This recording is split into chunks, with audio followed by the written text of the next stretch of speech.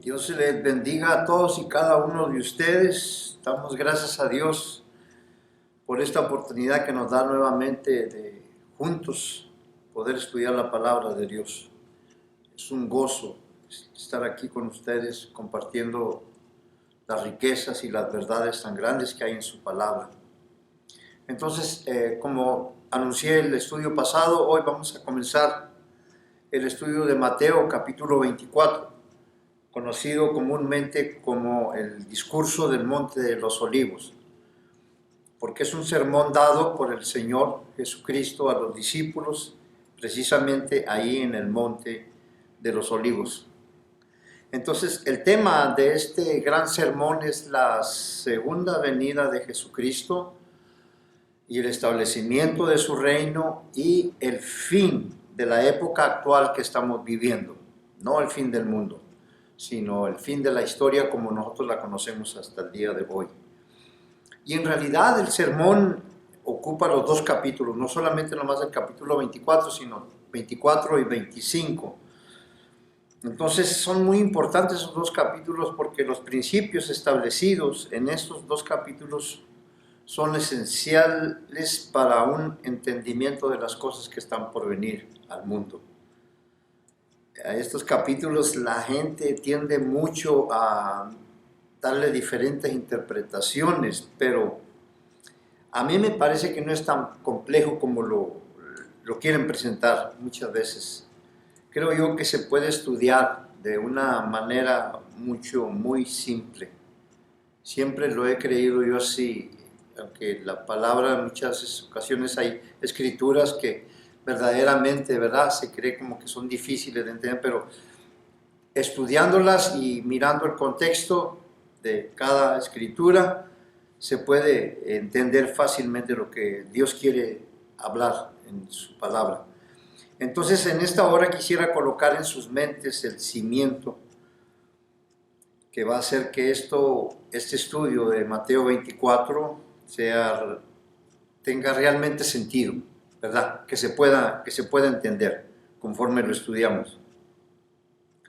Entonces, para empezar, el hombre siempre ha tenido curiosidad por conocer acerca del futuro. En la sociedad humana tenemos, y creo que siempre lo hemos tenido, a personas que buscan entender el futuro, o por lo menos intentan entenderlo o hacerlo. Y hay otras personas que se ofrecen a sí mismos como aquellos que pueden conocer el futuro y hacerlo saber a la gente, para que la gente satisfaga su curiosidad. Siempre le ha fascinado al hombre a lo largo de la existencia del ser humano. Personas que tratan de interpretar la posición de las estrellas, adivinos, magos, lectores de la mano, personas que leen las cartas, personas que leen hasta el té, la lectura del té, no sé si lo han oído ustedes, pero son personas que predicen, que adivinan el futuro, brujos, medios, hay de todo en esta sociedad, un montón de cosas. Pero, ¿por qué razón existe todo eso?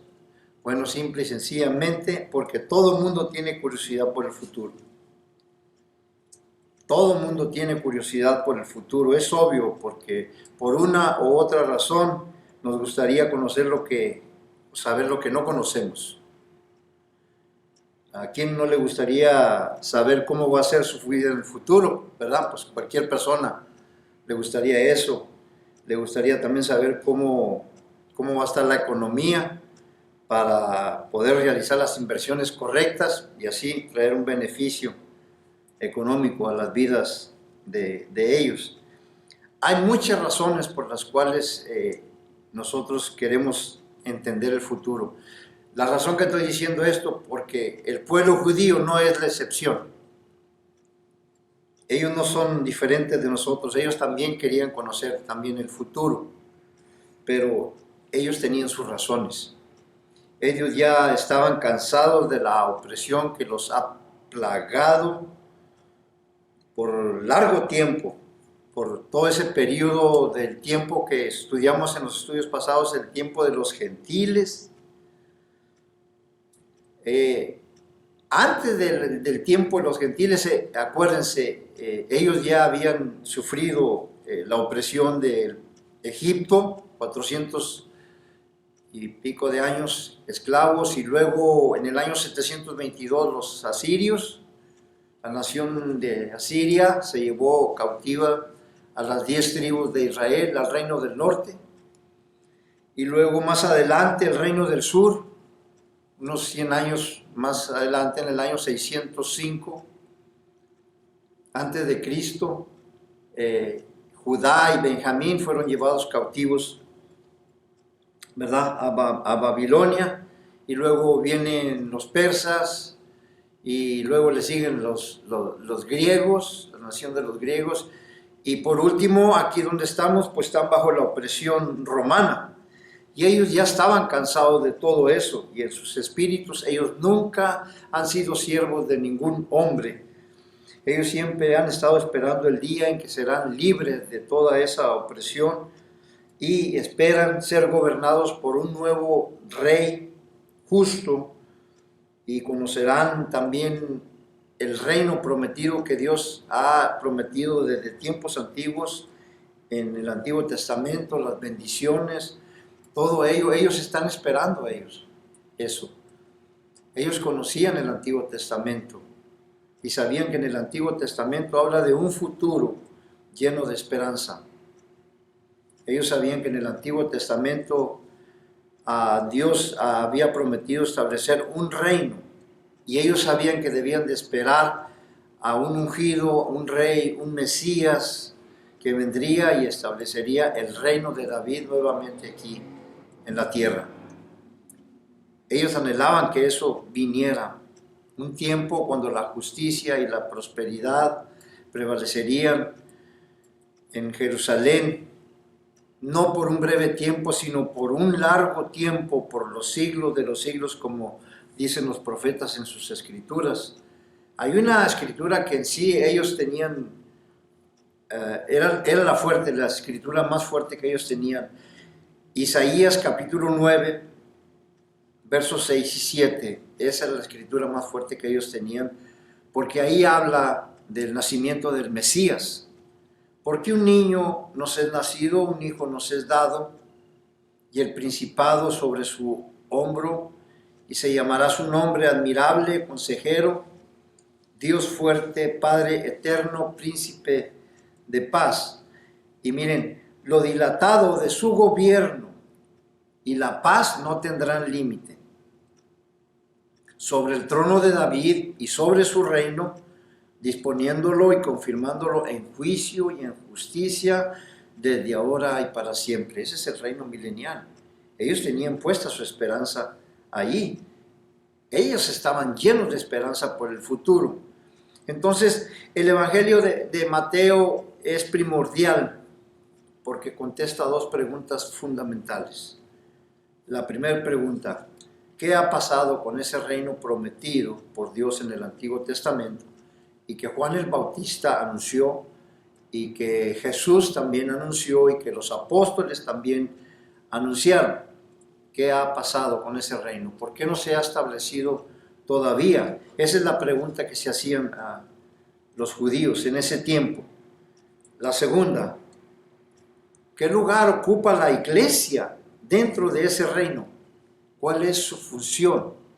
¿Cuál es la misión de la iglesia dentro de la estructura de ese reino de Dios? Y déjenme les digo una cosa: si hay un tiempo en la historia en la cual la mayor parte de la iglesia, no toda la iglesia, la mayor parte de la iglesia ha estado menos segura de cuál es su misión, de lo que debe ser, de lo que debe de hacer, es en este tiempo que estamos viviendo. Es triste, pero es una realidad. Esa es la condición de la iglesia en este tiempo. No sabe, no se ha acomodado bien. Es más, no está en el lugar donde debía de estar. No ha llegado a donde debe de llegar la iglesia. Y Mateo escribe este evangelio, su evangelio, con el propósito de contestar estas dos preguntas. Y por eso comienza su evangelio de esta manera. Mateo, capítulo 1 y el verso número 1. Mateo es el primer libro del Nuevo Testamento. Y el verso número 1, capítulo 1, el verso número 1, fíjese cómo comienza. Libro de la genealogía de Jesucristo, hijo de David, hijo de Abraham. Ahora, si Abraham es primero, ¿por qué menciona a David primero? Porque eso es lo que está diciendo, ¿verdad? Debía decir Jesucristo, hijo de Abraham, y luego hijo de David, pero no. Menciona Jesucristo, hijo de David. Es que eso es correcto. Porque este evangelio concierne con esa pregunta, ¿qué ha pasado con el reino? Y el reino está íntimamente conectado con la persona del rey David. Entonces luego nos habla del comienzo del ministerio del Mesías, con Juan el Bautista, su precursor. Después de 400 años, el pueblo de Israel volvió a oír el mensaje profético de Dios.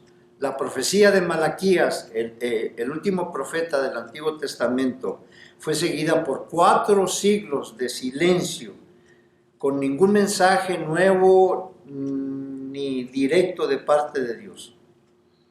Ahora, cuando el mensaje de Dios volvió a venir a Israel proclamando la venida del rey a través de Juan el Bautista, déjeme decirle que no se oyó un mensaje de gozo ni de celebración, sino de advertencia. ¿Por qué? ¿Cuáles fueron las palabras de Juan el Bautista? Lo primero que él mencionó cuando apareció de allá camino del desierto a la tierra ahí de Jerusalén. Arrepentíos porque el reino de los cielos se ha acercado. Una de las cosas que tenemos que ver ahí es que nadie pregunta ¿de qué reino está hablando Juan el Bautista? No, ellos sabían de qué reino estaba hablando. Ellos sabían que estaba hablando del reino prometido en el Antiguo Testamento, pero Israel no estaba listo para ese reino. No estaba listo, a pesar de las muchas advertencias similares de los profetas en el Antiguo Testamento. Gran parte del pueblo y la mayoría de los dirigentes religiosos, este es el pensamiento que ellos tenían, por eso les digo que no estaban preparados ellos para el mensaje de Juan el Bautista, porque lo que él les decía para ellos era algo inesperado, algo inconcebible, algo inaceptable, porque como pueblo de Dios, ellos, esa es la mente que ellos tenían, no tenían que hacer nada para heredar el reino, porque simplemente era nomás de esperarlo y aceptarlo. Ellos, el pensamiento de ellos era que todo judío estaba predestinado para el reino y todo gentil estaba excluido de ese reino. Nomás ellos eran los únicos. Se creían que era la única nación exclusiva de Dios. Ni por aquí sabían el plan de Dios que tenía. No solamente para con ellos. Él vino a ellos. Es la nación que Él escogió. Pero el mensaje de Juan era sencillo, aunque habló fuerte, ¿verdad? Cuando les dijo, generación de víboras, ¿quién los enseñó a huir de la ira venidera? Yo creo que cuando les dijo generación de víboras, se han de haber acordado de la serpiente allá en el huerto, cuando el pecado entró en el mundo. Pues, ¿qué está hablando? ¿Por qué no dice así? Pues verdaderamente, porque venía hablando fuerte. Y luego, cuando les decía, haced frutos dignos de arrepentimiento, todo eso no podía entrar en ellos, porque no se habla de esta manera. Y no penséis decir dentro de ustedes mismos, hijos de Abraham somos, porque Dios puede levantar hijos de Abraham aún de esas piedras. Entonces, no sonaba muy bien para ellos eso. Ese no es el reino que ellos esperaban. Ya estaban esperando nomás como aceptarlo, ¿verdad? Y recibirlo. Y porque lo merecían, supuestamente ese era el pensamiento de ellos. Pero la palabra arrepentidos no cabía en ellos. ¿De qué nos tenemos que arrepentir si nosotros hemos pasado por mucha opresión? Ya lo que nos espera a nosotros más es el reino que Dios nos ha prometido a nosotros. ¿Por qué tenemos que arrepentirnos? Y miren, la palabra arrepentidos, el arrepentimiento, la palabra griega metanoeo, es una palabra muy conocida y es la más correcta para definir. No está hablando nada de tristeza ni de remordimiento, no, sino que significa dar la vuelta, cambiar de dirección, cambiar nuestra manera de pensar. Y no es un cambio cualquiera, sino que siempre es un cambio de lo malo a lo bueno. Alejarse del pecado y entrar a la santidad de Dios. En otras palabras, ese mandamiento de Juan de arrepentirse se puede traducir conviértanse, conversión, una conversión genuina. ¿Cómo pudiéramos definir la palabra conversión? Bueno, dejar la manera antigua de hacer las cosas y vivir esa nueva vida que Dios te está ofreciendo. Una nueva vida transformada y regenerada por el poder del Espíritu Santo. Eso es una conversión genuina, verdaderamente. Entonces Juan aparece bautizando ahí en la orilla del río Jordán y el Mesías es bautizado por Juan. El Mesías fue bautizado no como los otros que venían y se bautizaban con Juan, porque los otros confesaban sus pecados, pero Jesús no tenía que confesar ningún pecado. El Mesías es bautizado porque es necesario, él mismo lo dijo, que se cumpla toda justicia. Y él tiene que someterse a todos los preceptos humanos porque él vino a humillarse. Él se bautizó para poderse identificar con la raza humana. Y fue bautizado para identificarse específicamente, para identificarse con el pueblo que él había venido a salvar. Pero principalmente él tenía que ser bautizado por Juan, porque ahí es donde empieza su ministerio mesiánico. Por eso miramos que después del bautismo el Mesías es llevado por el Espíritu al desierto para ser probado, porque él tiene que demostrar que él está moralmente capacitado para ser el Mesías. Entonces, después de 40 días y 40 noches de ayuno, que es probado por el maligno, ¿verdad? Después de demostrar que está moralmente capacitado para ser el Mesías, sale de ahí y ¿qué es lo que proclama? Mateo capítulo 4 y el verso 17. Arrepentíos porque el reino de los cielos se ha acercado. El mismo mensaje de Juan el Bautista. Y luego el Mesías sale para predicar este evangelio en las aldeas, en los pueblos, en las ciudades ahí de la tierra de Israel. Y después de hacer eso, se reúne con sus discípulos en un lugar supuestamente muy bonito, cerca del mar de Galilea. Los que han ido para allá me lo han dicho. Y posteriormente, ahí donde están ellos, ahí se comienzan a venir grupos de gentes y grupos de gentes hasta que se forma una grande multitud. Y ahí empiezan a escuchar lo que nosotros conocemos como el Sermón del Monte, capítulo 5, 6 y 7 de Mateo. Tremendo sermón es el del Señor Jesucristo. Les aconsejo que los lean, esos 3 capítulos del Evangelio de Mateo. Porque ahí, en ese Sermón del Monte, Jesús comienza exhibiendo las características de aquellos que esperan entrar en el reino. ¿Cuáles son las características de cualquier persona en cualquier época que espera entrar en el reino? Bueno, primeramente, ¿quiénes son los que van a entrar en el reino? Pues todo aquel que ha nacido de nuevo. Porque para poder entrar en el reino necesitas nacer de nuevo. Necesitamos nacer de nuevo. Entonces, esos que han nacido de nuevo y que esperan entrar en el reino deben de guardar estas características. No importa si es en los tiempos de Cristo o en los tiempos posteriores a Cristo, ni en el tiempo de la era cristiana, ni en el tiempo de la tribulación. Si tú esperas pertenecer al reino de Cristo, tienes que exhibir, identificarte con estas características. Porque muchas denominaciones o muchas iglesias o pastores o líderes mandan esto y dicen que estos son requisitos para el milenio. No, Señor. No, Señor. Este es para cualquier época, para todos aquellos que esperan entrar en el reino de Dios. A través del nuevo nacimiento tienen que exhibir estas características. Exactamente.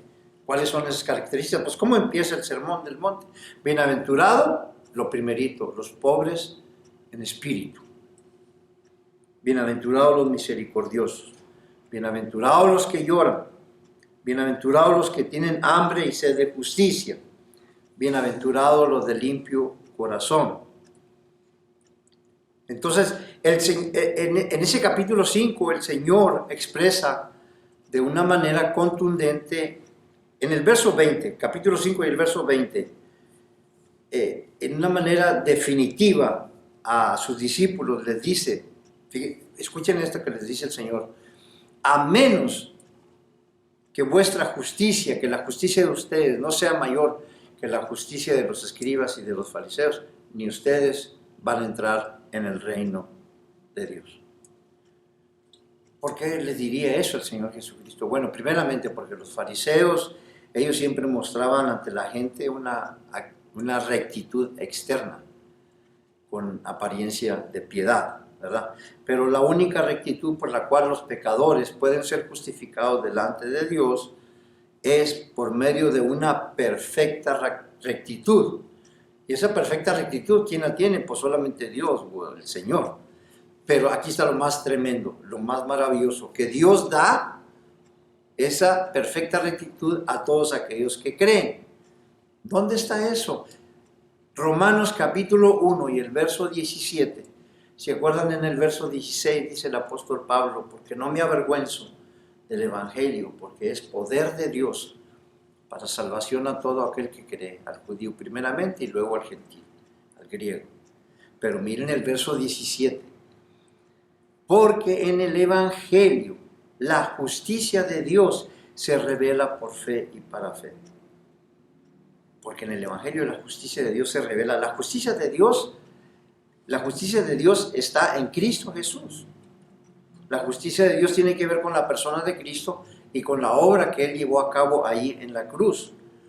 Porque en el sacrificio de Jesús, que Él llevó a cabo ahí en la cruz, tuvo lugar una doble transferencia. Nuestros pecados fueron transferidos a Él, porque así dice la Escritura, ¿verdad? Que Él llevó en su cuerpo, en la cruz, tanto el pecado tuyo como el pecado mío.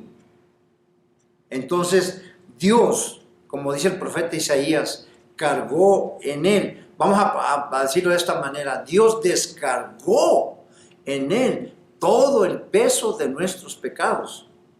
Y esa es la parte principal del Evangelio. Así comienza el apóstol Pablo a definir lo que es el Evangelio. Conforme a la Escritura, que Cristo Jesús llevó nuestros pecados sobre el madero, conforme a la Escritura. Ese es lo mero principal. Bueno, pero no quedó ahí, porque hay una doble transferencia, porque mientras nuestros pecados fueron transferidos a Él, su justicia, la vida recta que Él vivió en este mundo, es transferida a nosotros. El pecador queda cubierto con la rectitud de Cristo al poner Él toda su fe y toda su confianza en el Señor Jesucristo. O sea, lo que Jesús hizo en la cruz, hermanos, es algo tan grande que muchas veces no alcanzamos a entenderlo, pero quisiera explicarlo de una manera breve. Una escritura, me parece que ya se las he dado, Segunda de Corintios, capítulo 5 y el verso 21. Muchos de los expositores bíblicos le llaman el corazón del Evangelio a esa escritura. Segunda de Corintios, capítulo 5 y el verso 21. Dice: al que no conoció pecado. La palabra conocer es por experiencia. Alguien que ha pasado por experiencia. El Señor Jesucristo no cometió ningún pecado. Al que no conoció pecado, por nosotros lo hizo pecado, para que nosotros fuésemos hechos la justicia de Dios en Él. ¿Qué quiere decir con esto de que Dios hizo a Jesús pecado? Bueno, solo en un sentido. Dios lo trató a Él ahí en la cruz como si Él hubiera cometido cada pecado que alguna vez cometimos cada uno de nosotros, siendo que Él de hecho no cometió ningún pecado. Él colgado ahí en la cruz, Él fue santo, inocente y sin mancha. Él no fue pecador ni por un segundo. Pero Dios lo trató a Él. Bueno, déjenme, se lo voy a poner más práctico para que lo podamos entender. Dios lo trató a él ahí en la cruz como si él hubiera vivido mi vida. Dios lo castigó a él por mi pecado y por la vida que yo viví. Y luego voltea hacia mí y me trata a mí como si yo hubiera vivido la vida de él. No lo digo yo, así dice la Biblia.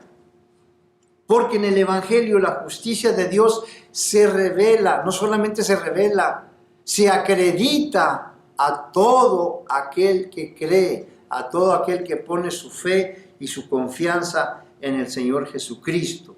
Esta justicia de Dios es como una vestidura. Cuando una persona pone su fe y su confianza en Él, Él lo viste con su justicia. De tal manera que cuando vamos a comparecer delante de Dios, vamos a ser juzgados no por nuestra rectitud, sino porque vamos a ser juzgados en base a la justicia y rectitud de Jesús que nos fue transferida. ¿Y qué es lo que la Biblia llama las vestiduras de Cristo? Todos los que son de Cristo están revestidos, ahí lo dice en Gálatas. O sea que en otras palabras, Él nos va a presentar delante de Dios santos, sin mancha e irreprensibles delante de Dios. Esa es nuestra posición. Tan pronto cuando una persona echa mano de la salvación, que recibe a Jesucristo en su corazón y tiene una conversión genuina, inmediatamente esa es su posición ya delante de Dios. En la tierra esa es la práctica, estamos en lo de la práctica, pero en la posición delante de Dios somos santos, sin manchas e irreprensibles. ¿Saben lo que quiere decir esa palabra, irreprensibles? Que nadie nos va a reprochar nada. Posiblemente en la tierra sí nos van a reprochar, pero delante de Dios ya estamos con la vestidura de Cristo. Esa es la vida que Él vivió. El Señor Jesucristo les dijo a los judíos: ¿quién de ustedes me redarguye de pecado? Ese es irreprensible. Nosotros todavía no estamos en esa, pero esa es nuestra posición. Nosotros ya traemos la vestidura de Cristo. Y eso es muy importante para nosotros. Luego en el capítulo 6 de Mateo les enseña cómo deben ofrendar y cómo deben de orar. Padre nuestro que estás en los cielos, santificado sea tu nombre, venga tu reino, hágase tu voluntad en la tierra de la misma manera como se hace en el cielo. O sea que hay un reino universal y hay un reino terrenal. Y allá en ese reino universal se hace la voluntad, y la oración que está diciendo el Señor Jesucristo que nosotros hagamos es que se haga en la tierra la voluntad exactamente así como se hace voluntad allá en el cielo. Entonces en el capítulo 7 termina el Señor Jesucristo este sermón del monte, exhibiendo las características del reino. Fíjense cómo terminan los últimos versos del capítulo 7. Dice: el que oye mi palabra y la hace, le compararé a un hombre prudente que edificó su casa sobre la roca. Vinieron lluvias, se desbordaron ríos, soplaron vientos y golpearon sobre la casa, pero la casa se mantuvo en pie porque estaba fundada sobre la roca. Y luego dice: y el que oye mi palabra y no la hace, lo compararé a un hombre insensato que edificó su casa sobre la arena. Y cuando vino la lluvia, se desbordaron los ríos y soplaron los vientos, golpearon sobre la casa y se desplomó porque estaba fundada sobre la arena. La roca es la palabra de Cristo. Nuestras vidas están fundadas en la palabra de Dios y eso es lo que va a permanecer, venga lo que venga. Pero la que está fundada sobre la arena está hablando de la palabra de los fariseos, de los saduceos, de los sacerdotes, que verdaderamente ellos decían, pero no hacían. Entonces, capítulo 8 y 9 de Mateo, muy importante. Estoy viniéndome de atrás para un trasfondo. Vamos a tener dos estudios de Mateo.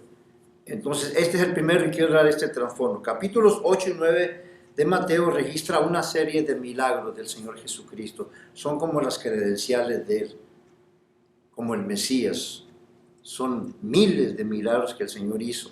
pero Mateo en estos 2 capítulos escoge 9 milagros de ellos como ejemplo del poder del Señor Jesucristo sobre la naturaleza, sobre la enfermedad, sobre los demonios, sobre todo ello. Pero como les digo, son las credenciales de Él como Mesías, aunque son señales que apuntan también a su deidad, pero ¿cómo se dice? Esos milagros no tenían como finalidad demostrar que Él era Dios, sino lo principal era demostrarle a los judíos que Él era el Mesías profetizado en el Antiguo Testamento.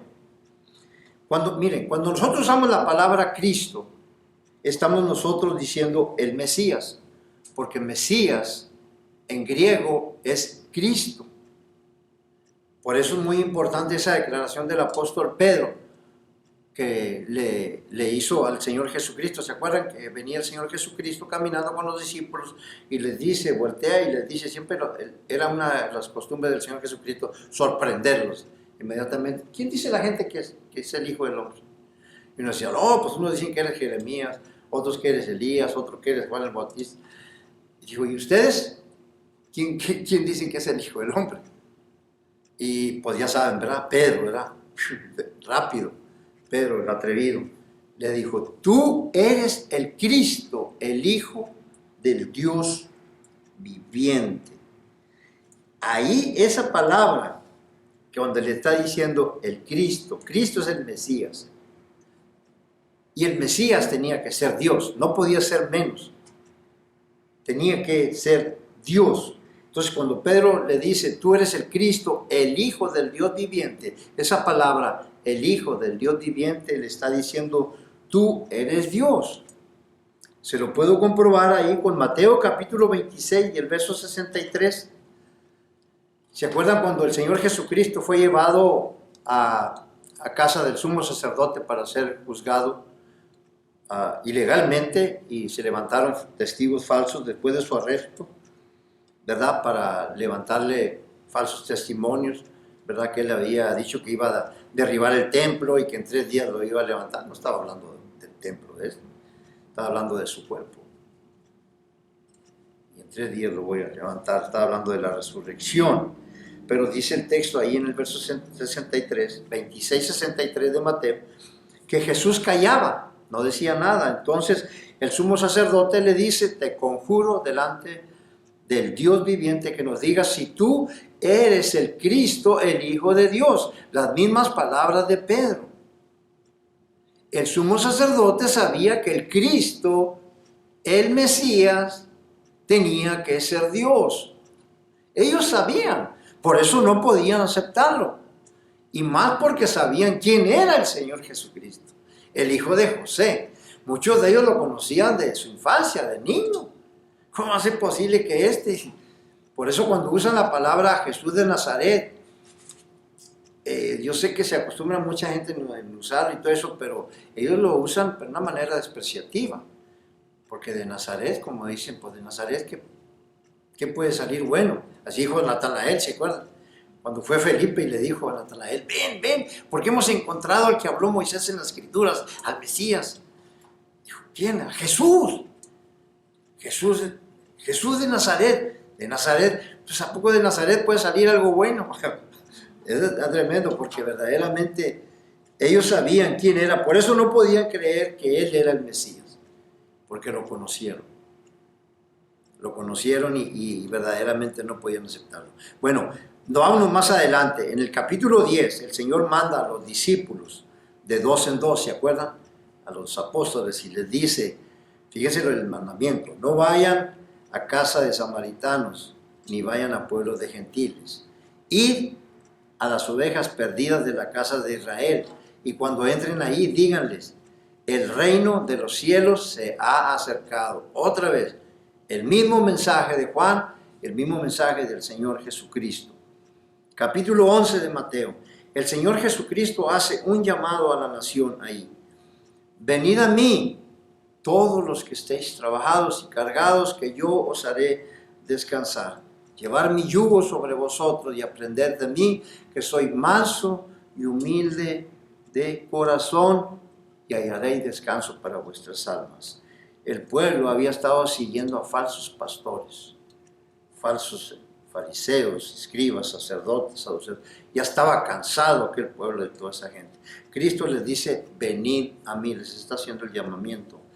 Ahora, es importante recordar esto que les voy a decir. Miren, cuando el pueblo salió del cautiverio en Babilonia, no se sabe si antes o despuesito de haber salido, se formó un concilio llamado el Sanedrín. El Sanedrín estaba formado por fariseos, saduceos, escribas y sacerdotes. Y es muy importante entender eso, porque ellos eran los representantes oficiales del pueblo de Israel. Lo que ellos decían, el pueblo tenía que decir. Lo que ellos hacían, el pueblo, la nación de Israel, lo hacía también. Entonces es importante esto porque cuando el Sanedrín oficialmente rechazan a Cristo, porque son ellos los que rechazan a Cristo, el Sanedrín, pues el pueblo, en la decisión de ellos, también rechazan al Señor Jesucristo. Entonces, esto lo vemos en el capítulo 12 de Mateo, por eso les estoy diciendo esto, porque ahí él tiene una confrontación con ellos, con los fariseos, con ese Sanedrín. Ahí el Señor Jesucristo en el capítulo 12, hay un hombre sordo, mudo y endemoniado, poseído por el demonio, ¿se acuerdan, verdad? Y el Señor Jesucristo sana a aquel hombre, lo vuelve a su vida normal, completamente, sano. Entonces, ellos, los representantes esos del Sanedrín, ellos le dicen al Señor Jesucristo que Él hizo esa liberación o esa sanidad por Belcebú, el príncipe de los demonios. Entonces el Señor Jesucristo les refuta esa acusación, pero después de refutarles esa acusación, les dice, ustedes han cometido el pecado imperdonable. ¿Por qué les diría eso el Señor Jesucristo? Bueno, es que ellos ya habían rechazado primeramente a Dios el Padre, rechazaron el testimonio de Moisés también, rechazaron a los profetas del Antiguo Testamento, rechazaron los milagros del Señor Jesucristo, y el último que les queda es el Espíritu Santo. Y ellos aquí, al declarar que el milagro que el Señor Jesucristo hizo, lo hizo por Belcebú, pues prácticamente, ¿verdad? Ahí se les fue el último tren. Ya no había para dónde hacerse, porque ya no había otra. Miren, déjenme les digo, pónganme atención en esto que les voy a decir. Cuando el Señor Jesucristo fue bautizado, Él fue lleno del Espíritu Santo. Y a mí me han hecho preguntas, que por qué, si Jesús es Dios, ¿por qué tenía que recibir el Espíritu Santo? Y esto es muy importante entenderlo. Sencillamente porque todos los milagros que Él hizo, los hizo por el poder y la intervención del Espíritu Santo. Durante su ministerio terrenal, el Señor Jesucristo no hizo uso de ninguno de sus atributos divinos. Él vino a humillarse. Él dependió totalmente y completamente del poder y de la intervención del Espíritu Santo para hacer todos los milagros que Él anduvo haciendo.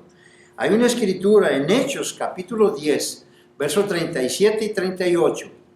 Ahí cuando Pedro llega a casa de Cornelio, él le dice unas palabras muy importantes. Le dice a Cornelio, después del bautismo de Juan, en el verso 37, después del bautismo de Juan, Dios ungió con el Espíritu Santo y con poder a Jesús de Nazaret, y como éste anduvo haciendo bienes y sanando a todos los oprimidos por el diablo, porque Dios estaba con él.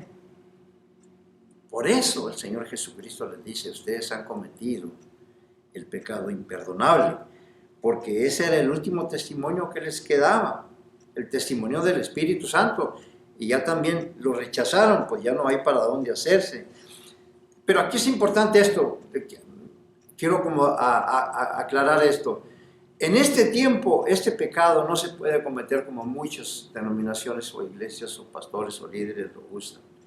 Esto, para decir que cuando tú dices algo en contra del Espíritu Santo, que estás cometiendo el pecado imperdonable. Hoy en día este pecado no se comete. ¿Por qué razón? Porque Cristo no está.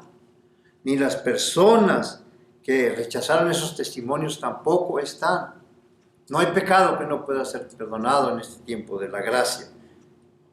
Personalmente, ¿saben cuál es el pecado imperdonable para mí? La incredulidad.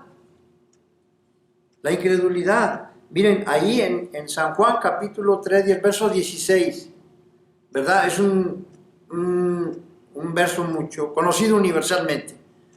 Dice, de tal manera, porque de tal manera amó Dios al mundo, que dio a su Hijo unigénito, para que todo aquel que en Él cree tenga vida eterna y no se pierda, ¿verdad? Y luego en el verso 17 que dice, porque no envió Dios al mundo para condenar al mundo, sino para que el mundo sea salvo por Él. Verso 18, porque todo aquel que en Él cree, ¿qué dice? No es condenado. Pero el que no cree ya ha sido condenado, porque no ha creído en el nombre del unigénito Hijo de Dios. No tiene que esperar a morirse, ya está condenado. Ese es el pecado imperdonable, para mí, en mi persona. No estoy diciendo que ese es, pero en lo personal, para mí, la incredulidad, porque cuando una persona no quiere creer, miren, hay personas que no les basta, por más que les quiera decir, no van a creer.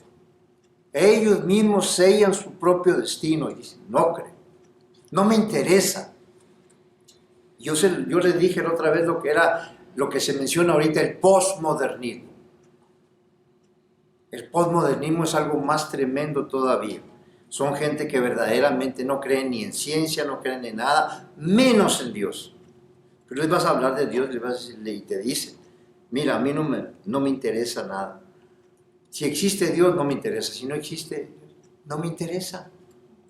Yo nomás quiero vivir mi vida aquí en este mundo. That's it. Entonces son gente que verdaderamente no los va a creer. La incredulidad está tremendo. Entonces cuando ese Sanedrín acusa al Señor Jesucristo de estar haciendo milagros por Belcebú, ahí, en ese momento, ellos están rechazando al Mesías. Y ese rechazo va a culminar más adelante cuando Cristo viene en camino hacia Jerusalén. ¿Se acuerdan? Ya hemos hablado de la entrada triunfal, pero acuérdense, todo esto sucede en los que vienen. Él viene desde Jericó. Tienen que mirar los 4 evangelios. El único que menciona la entrada a Jerusalén es Mateo, capítulo 21. Pero miren a Marcos, miren a Lucas y miren el evangelio según San Juan. Y ninguno de ellos, todo lo que ellos hablan es la narración del camino que viene de Jericó hasta llegar a la entrada de Jerusalén. Es más, en el Lucas menciona que antes de entrar a Jerusalén, ahí llora el Señor Jesucristo. Yo sé que han escuchado esa escritura, Jerusalén, Jerusalén. No como dice, hay una escritura ahí, déjenme ver, esa es la de Mateo, pero la de Lucas, capítulo 19. Cuando sí le menciona en Jerusalén, pero déjenme ver, porque, y hasta ahí llega, ya no menciona que entra para adentro. Y es más, esta es la escritura que les quiero decir, porque aquí, cuando lo están aclamando al Señor, y que le dicen, Hosana, bendito al que viene en el nombre del Señor, ese es otro título mesiánico. Y los fariseos se enfadan, se enojan y le dicen al Señor Jesús, Maestro, reprende a tus discípulos para que se callen, no estén hablando nada de eso. Y es cuando el Señor Jesucristo les dice, si ellos callaren, pues las piedras me aclamarían. Miren, en el capítulo 19 y el verso 28, ahí habla de la entrada. Y miren, el encabezado ponen triunfal en Jerusalén. Pero si se dan cuenta ustedes, no entra a Jerusalén. Miren el verso 41, 19:41. Y cuando llegó cerca de la ciudad, al verla, lloró sobre ella diciendo, oh, si también tú conocieses a lo menos en este tu día lo que es para tu paz, mas ahora está encubierto de tus ojos. Y no entran. Y Marcos también, tampoco entran. Nomás Mateo menciona esa entrada donde si tú miras bien esa, la de Mateo, afuera lo viene clamando la gente. Hosana, Hosana, el hijo de David y bendito el que viene en el nombre del Señor. Pero en Mateo, cuando en el verso, me parece que era el verso 9, me parece, el 21, 9, hasta ahí llega, y luego cuando va a entrar al 10, haz de cuenta como, acuérdense, Jerusalén está amurallada. Quizás la gente que estaba dentro de Jerusalén no se dieron cuenta de todo el algaberío que venían, los que venían con el Señor Jesucristo aclamándolo y alabándolo y todo eso, como que no oyeron eso, porque cuando el Señor Jesucristo entró, como que silencio. Porque, pues, y luego hasta se decían, pues ¿quién es este? Fue cuando dijeron, pues este es hijo de José, carpintero de Nazaret. Ese es el profeta. Dijeron, no Mesías, no nada. Todo, una diferencia tremenda. Entonces es muy importante entender esto, porque los fariseos, en esta de Lucas, adelante, en el contexto que leí, en el contexto de arriba, es cuando los fariseos se enfadan porque lo vienen alabando y lo diciendo, bendito el que viene en el nombre del Señor. Ese es un título del Mesías. Entonces, ¿qué es lo que hacen los fariseos? Pues es cuando le pagan a Judas, ¿verdad? Y luego ordenan el arresto del Señor Jesucristo y luego lo entregan a los romanos.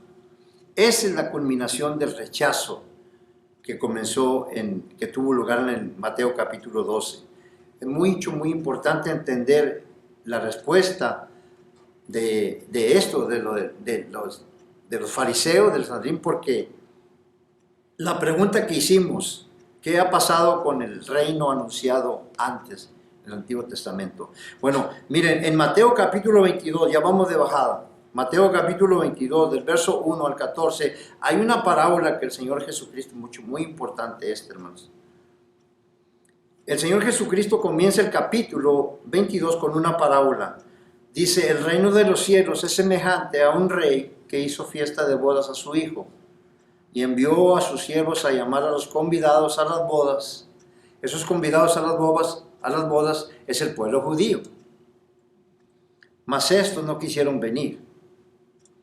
Volvió a enviar a otros siervos, decid a los convidados, otra vez a los mismos, venid a las bodas, mas ellos sin hacer caso, se fueron a su labranza y otros a sus negocios, y otros, tomando a los siervos, los afrentaron y los mataron.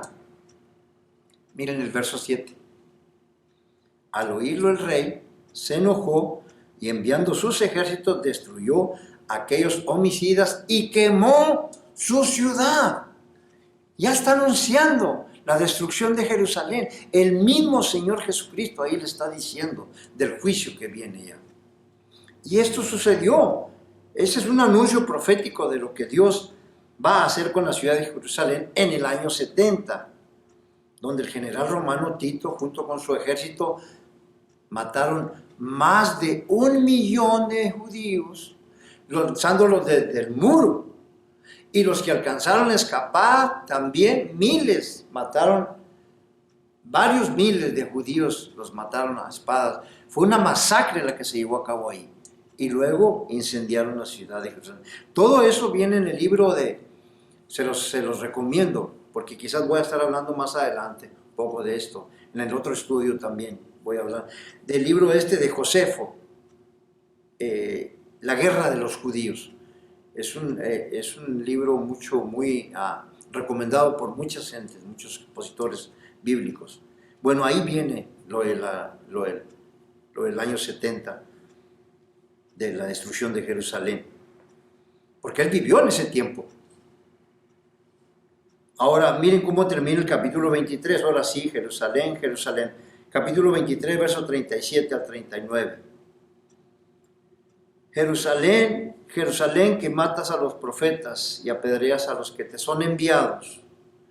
¿Cuántas veces quise juntar a tus hijos como la gallina junta a sus polluelos debajo de sus alas, y no quisiste. Ahora miren el 38. He aquí que vuestra casa es dejada desierta, porque os digo que desde ahora no me van a ver hasta que digan bendito el que viene en el nombre del Señor. Era lo mismo que le venía clamando la gente. Jerusalén, Jerusalén, esa repetición de palabras expresa mucho sentimiento y mucho dolor, pero ¿saben qué? También una especie de reproche. Porque les está diciendo que el juicio viene sobre ellos y después ya no lo van a volver hasta cuando Él venga y digan bendito el que viene en el nombre del Señor. Esa repetición que usa el Señor Jesucristo la ves en varias partes. Por ejemplo, cuando Él fue a casa de Marta y María, los hermanos de Lázaro, ¿verdad? Que tan pronto cuando entró, Marta a los trastes, ¿verdad? Limpiar y hacer comida y todo eso. Y María fue y se sentó a los pies del Señor Jesucristo. Y Marta le dice al Señor, Señor, pues mira, mi hermana, dile que me venga a ayudar. Le dijo el Señor, le dijo, Marta, Marta, turbada y afanada estás con muchas cosas. Esto era necesario hacer y tu hermana ha escogido la mejor parte. ¿Cuál? Escuchar mi palabra. También se acuerdan con Pablo, Saulo cuando iba camino a Damasco, ¿verdad? Traía cartas para apresar a los cristianos y que le dijo el Señor, Saulo, Saulo, ese reproche, ¿por qué me persigues? Yo creo, no sé, yo me pongo a pensar, porque yo sé que la contestación es que le dijo, ¿verdad? ¿Quién eres, Señor? Pero yo creo que haber dicho dentro de su corazón, pues yo no te persigo a ti, yo los que persigo son hasta los que te siguen a ti, los cristianos. Pero el Señor podía haberle dicho, pues si tú persigues a ellos, me estás persiguiendo a mí. Lo que tú le hagas a uno de estos hijos, me lo estás haciendo a mí. Si eso lo supiera la gente, que cualquier acción que hagan contra nosotros, por eso nosotros no debemos agarrar venganza, ni coraje, ni nada, porque ellos están acarreando nuestro juicio. Porque nosotros pertenecemos, somos posesión de Dios, le pertenecemos a Dios. Cualquier cosa que hagan contra nosotros, lo están haciendo contra el Señor mismo. Entonces es muy importante cuando Él usa esas dos palabras. Pero miren, el verso 38, vuestra casa será dejada desierta. Esa palabra desierta es arruinada y abandonada, es lo que mismo que va a suceder. Y todavía no llegamos al capítulo 24. ¿Se acuerdan? Cuando los discípulos, mira Señor, qué edificio tan grande y todo eso, pero lo vamos a ver en otro estudio. Que le dijo, de cierto le digo que no va a quedar piedra sobre piedra. O sea que no va a quedar ni una pedrita arriba. ¿Cómo va a ser eso? No sé, pero así quedó. No hubo nada. Así como lo dijo. Bueno, aquí, pero miren, aquí está esto bien importante. Vuestra casa será dejada desierta, la palabra desierta, arruinada y abandonada. Pero miren cuál es lo más importante ahí.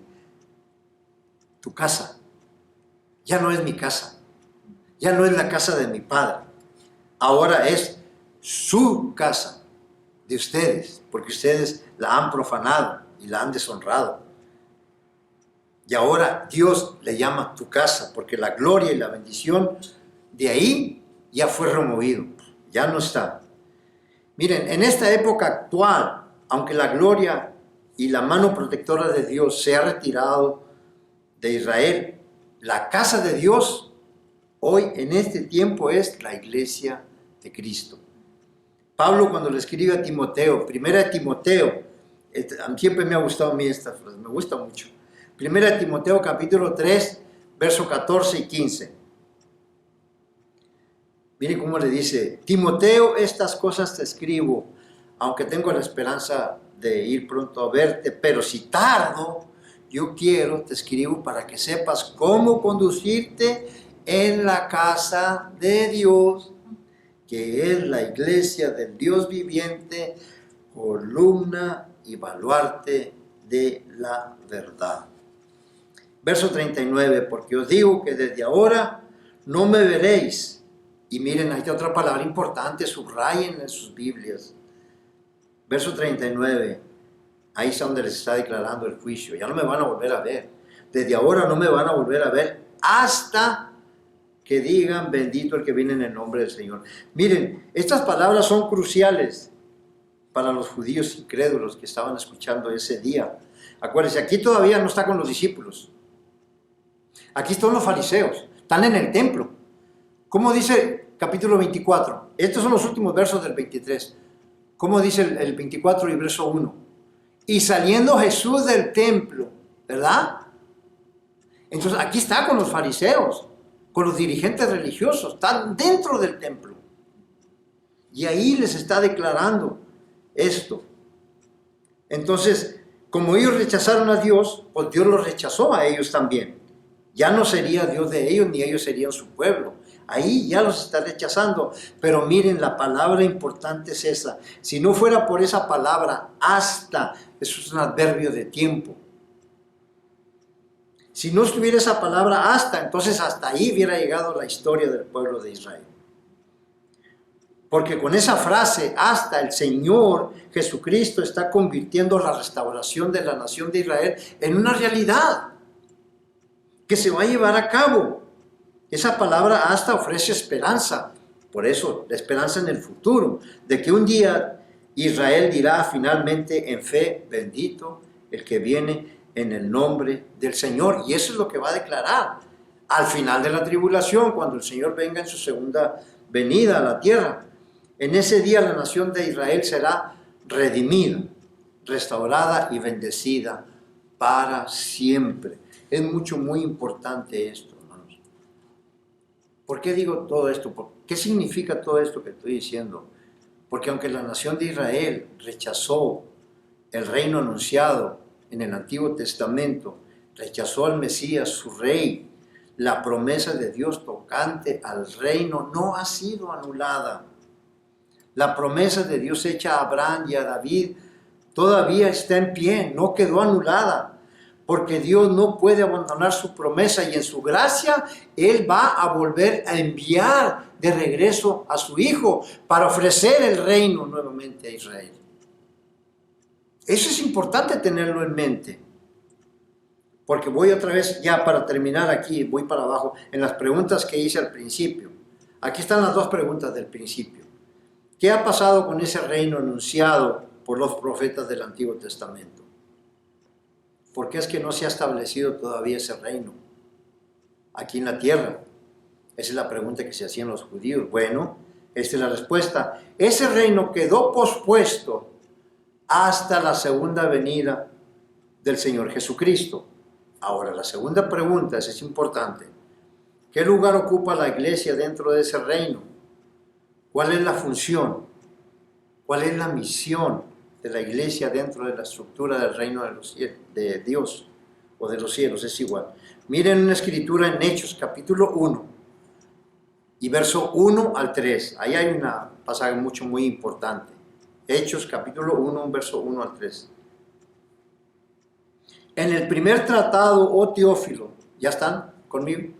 En el primer tratado, oh Teófilo, hablé acerca de todas las cosas que Jesús comenzó a hacer y enseñar hasta el día en que fue recibido arriba, después de haber dado mandamientos por el Espíritu Santo a los apóstoles que había escogido, a quienes también, después de haber padecido, se presentó vivo con muchas pruebas indubitables, apareciéndoseles durante 40 días.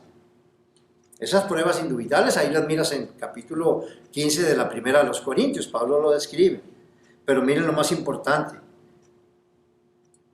Se les estuvo apareciendo durante 40 días y hablándoles durante esos 40 días acerca del reino de Dios. Miren, después de la resurrección y antes de la ascensión, el Señor estuvo 40 días enseñando a los discípulos acerca del reino de Dios. Y mucha gente saca muchas cosas, que a lo mejor estaba hablando de esto, del otro, hablando sugerencias en cuanto al contenido de qué fue lo que enseñó el Señor en esos 40 días entre su resurrección y su ascensión a los cielos. Para mí, principalmente, lo primero que Él debe haberles dicho a los discípulos es que la crucifixión no anulaba la promesa del reino milenial prometido. Ese es lo primero, para establecer en su mente, porque ellos como pensaban que ya con la crucifixión, aunque ya lo vieron que resucitó, volvieron las esperanzas, ¿verdad? Cuando lo crucificaron, ¡pum!, se apachurraron para abajo, pero lo volvieron, ya lo miraron en su resurrección, pues dijeron, pues ahora con más ganas, Él es el Mesías, porque ahora lo miramos que tiene poder sobre la muerte. Bueno, pero como quiera, creo yo que lo primero que les estableció es que la crucifixión no anulaba el reino milenial, pero creo yo que habló en una manera extendida acerca del reino, porque les ha de haber dicho también que ese reino que fue pospuesto hasta su segunda venida, ese reino es el mismo reino, no son dos reinos, ese es el mismo reino que existe espiritualmente en los corazones de su pueblo, la iglesia, de cada creyente, mientras el rey esté físicamente ausente de la tierra. Pero ya hay un reino interno. El reino externo, ese está pospuesto hasta la segunda venida, pero ya hay un reino interno, porque el Señor parece que estuvo hablando algo más que lo del reino milenial o el reino para el pueblo de Israel. Entonces, ¿cómo se va a manifestar entonces ese reino en la tierra durante ese periodo de tiempo entre su ascensión al cielo y su segunda venida a la tierra? ¿Cuál es la función? ¿Cuál es su misión de la iglesia en ese reino interno? Los discípulos no entendieron nada de eso. ¿Por qué digo que no entendieron nada de eso? Porque en el verso 4, ¿verdad? Me parece que es ahí en el verso 4 donde dice, restaurarás el reino de Israel en este tiempo, ¿verdad? Es el verso 4, ¿cuál es? Es el verso, en Hechos capítulo 1. O es el verso 7. Sí. Es el verso 7, ¿verdad? Sí. Ahí se dan cuenta que ellos no entendieron nada. Ellos están pidiendo todavía el reino mesiánico. Están diciéndolo, ¿lo vas a establecer el reino mesiánico? 40 días. Hablándoles, pero que como les digo, les debe, porque ellos, los dos apóstoles, es el fundamento para la iglesia. Es más, la doctrina de nosotros es la doctrina de los apóstoles, la que nosotros estamos predicando y enseñando, porque ellos son el fundamento. Tiene que haberles dicho acerca de ese reino interno que se iba a quedar. No es otro reino, es el mismo. Ese reino que fue pospuesto, ese es el reino exterior. Ese se queda hasta la segunda venida de él, literal. Pero hay un reino interno en los corazones de cada creyente y Dios va a expresar su voluntad a través de la iglesia. Es verdad que no va a estar físicamente como va a estar en el reino milenial, ese reino que Él iba a establecer, pero que se va a establecer allá. Él va a estar físicamente, pero aquí con nosotros no está físicamente, nadie lo va a ver, pero sí van a ver algo todavía muy poderoso. Van a ver el testimonio, van a ver una revelación de cosas de la iglesia, y por esas cosas que ven en la iglesia, ellos van a creer que verdaderamente Jesús vive dentro de nuestros corazones. No hay de otra manera, tiene que ser así. Entonces, el reino externo y visible de Cristo fue pospuesto, pero el reino interno y espiritual de sus santos fue establecido, y el Señor reina en sus corazones, y a través de sus vidas y sus testimonios se expresa su voluntad aquí en la tierra. Entonces, con esto terminamos. El cumplimiento del reino mesiánico debió posponerse, y entonces se estableció un reino interno. Hay una escritura que en Juan capítulo 1, verso 11 y 12 me parece.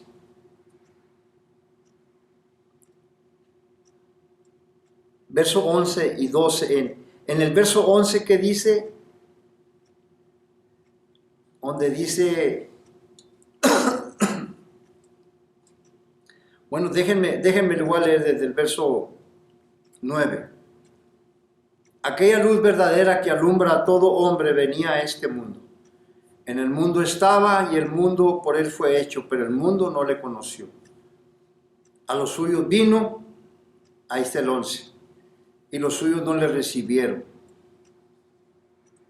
Miren, la expresión aquella luz verdadera que alumbra a todo hombre que venía a este mundo ilustra de una manera muy clara la ceguera espiritual en el mundo, porque solo los ciegos no pueden ver la luz. Por eso dice Pablo en 2 Corintios capítulo 4 y el verso 4, que el Dios de este siglo ha cegado el entendimiento de los incrédulos para que no les resplandezca la luz del Evangelio. O sea que el creador de este mundo, él mismo, vino a salvarlo. Pero el mundo lo rechazó y no lo conoció. Y por no haberlo conocido, pues no pudo ser salvo. Pero él vino para que pudiera ser salvo. Por eso dice, en el mundo estaba y el mundo por él fue hecho. Pero el mundo no le conoció. ¿Por qué? Porque aquella luz, el mundo amó más las tinieblas que la luz, porque sus obras eran malas. Pero miren, la realidad más triste y más trágica es lo que dice en el verso 11. A lo suyo vino, a este mundo que él había creado.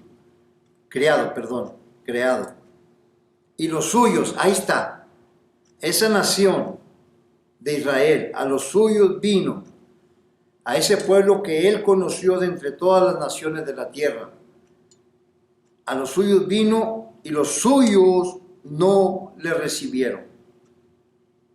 Ahí está.